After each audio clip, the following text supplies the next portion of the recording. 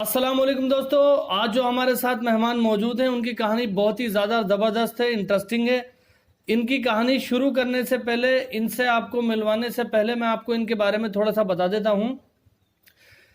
इनकी शादी के कुछ महीनों के बाद इनके जो हस्बैंड थे उन्होंने इस्लाम कबूल कर लिया था, जिसके बाद इनको उनसे बहुत नाराज़गी हुई। इन्होंने अपने घर पे फ़ोन किया, अपने फादर को फ़ोन किया, बहुत मसाइल हुए, लड़ाई झगड़े हुए, लेकिन फाइनली जब इनको हकीकत का पता चला इस्लाम क्या, उन्होंने इनके ऊपर कोई प्रेशर नहीं बनाया। इन्होंने अपनी मर्जी से उन्हें बोला कि मैं इस्लाम में आना चाहती हूँ और इन्होंने इस्लाम धर्म को कबूल कर लिया। तो चलिए शुरू करते हैं इनकी ये कहानी, जानकर आपको भी बहुत ही अच्छा लगेगा। तो इन बहन की बात सुनते हैं। हम लोग भोपाल से बिलोंग करते हैं। मेरे हस्बैंड ने पहले इस्लाम कबूल किया, एक जैन फैमिली से बिलोंग करते हैं। मैं अग्रवाल फैमिली से थी। मेरा पुराना नाम मानसी अग्रवाल था।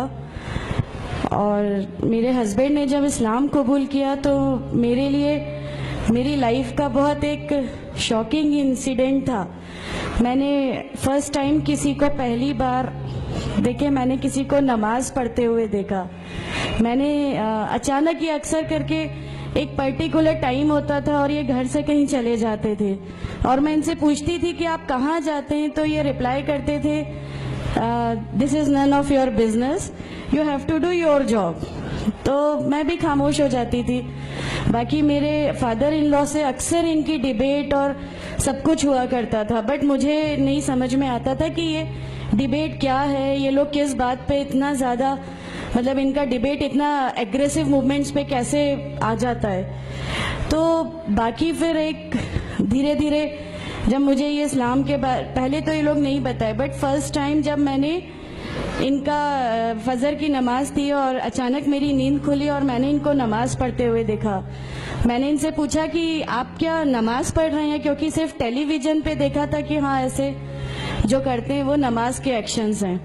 मैंने इनसे पूछा कि आप नमाज पढ़ रहे हैं, इन्होंने कहा कि हाँ मैं नमाज पढ़ रहा हूँ। मैंने बिल्कुल देर नहीं की मेरे फादर इन लॉ को बताने में। मैं रूम से बाहर निकल के और मैंने सबसे पहले उनको बताया कि पापा जी आज ही इनको मैंने नमाज पढ़ते हुए देखा। तो उन्होंने मुझसे कहा कि ठीक है, खामोश रहो, अभी किसी से कहना नहीं, हम देखेंगे क्या कर सकते हैं। अब वो जो मेरी लाइफ का मोमेंट था, वहां से मेरे को ऐसा लगा कि ये क्या हुआ, मतलब ये क्या कर रहे हैं, ऐसा क्यों कर रहे हैं, ये कहीं ये किसी ऐसे व्यक्ति से तो नहीं मिल गए जो इनको टेररिज्म की तरफ ले जा रहा है और ये ऐसी चीज़ों में तो नहीं इन्वॉल्व हो जाएंगे। एक बहुत बड़ा डर जो मेरे अंदर था वो, और on that time I was pregnant, तो मेरे को एक बहुत खलबली सी लगी रहती थी कि ये क्या चल रहा है, ये क्या चल रहा है। फिर धीरे धीरे करके जब मैं इनकी बुक्स वगैरह जो अलमीरा में रखी रहती थी वो मैं पढ़ने लगी और ढूंढने लगी। ये छुपा के रखा करते थे और मुझे जब भी कोई बुक मिलती थी तो फिर मैं उसको पढ़ने लगी।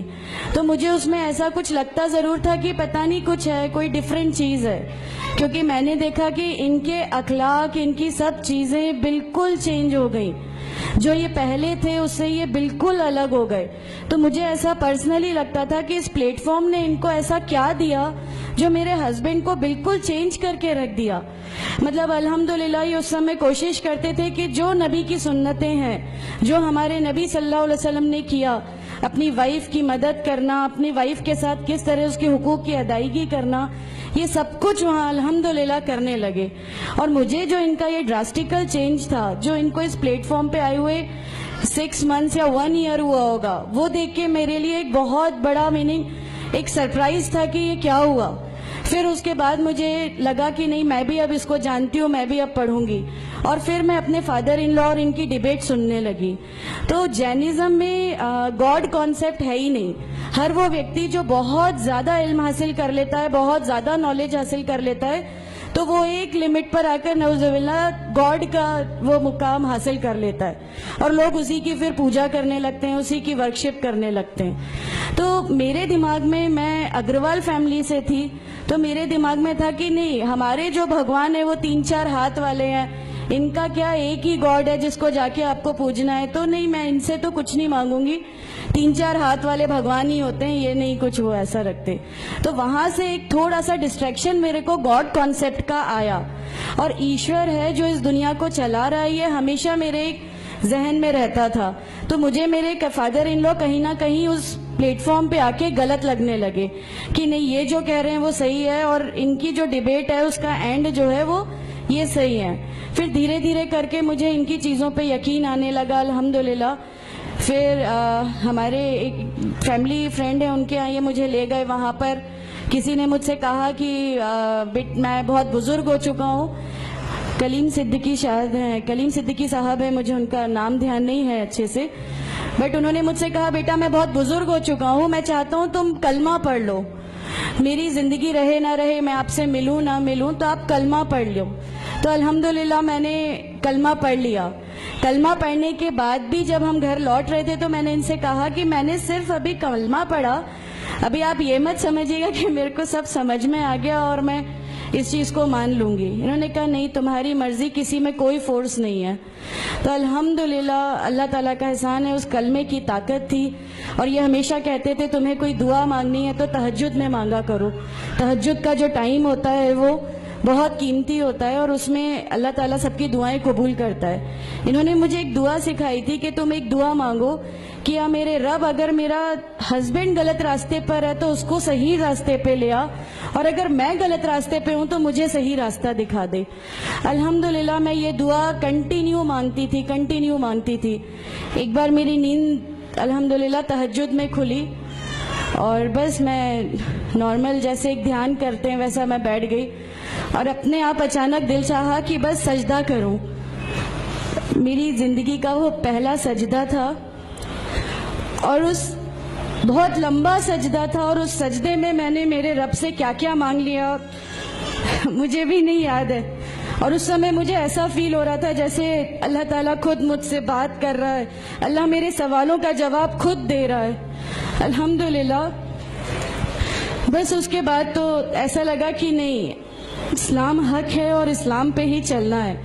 उसके बाद फिर बहुत सारी परेशानियां लाइफ में आई, सब कुछ आया, बट अल्हम्दुलिल्लाह अल्लाह का एहसान है कि अल्लाह ताला ने हर परेशानी, हर चीज को ऐसे ले लिया कि हम लोगों को कभी एहसास ही नहीं होने दिया कि ये कोई परेशानी थी। ऐसा लगा कि अल्लाह की पूरी राह में हम लोगों को रिवार्ड ही मिलना है इस चीज का और अल्लाह हमें इसका रिवार्ड ही देता चला जाएगा।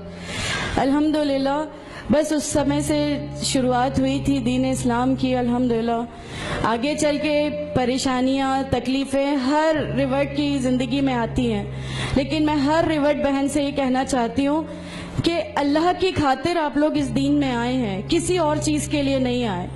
तो अल्लाह ही की खातिर इन परेशानियों को भी झेलिए, अल्लाह ही की खातिर झेलिए। अल्लाह ताला अगर आप लोगों से, माशाअल्लाह मैं जब घर से निकली, जब हमारे फादर इन लॉ ने हमें घर से निकाला, मेरे बच्चे की, छोटा बच्चा था, छोटे वाले की सिर्फ एक दूध की बोतल थी, इसके अलावा कुछ भी नहीं था।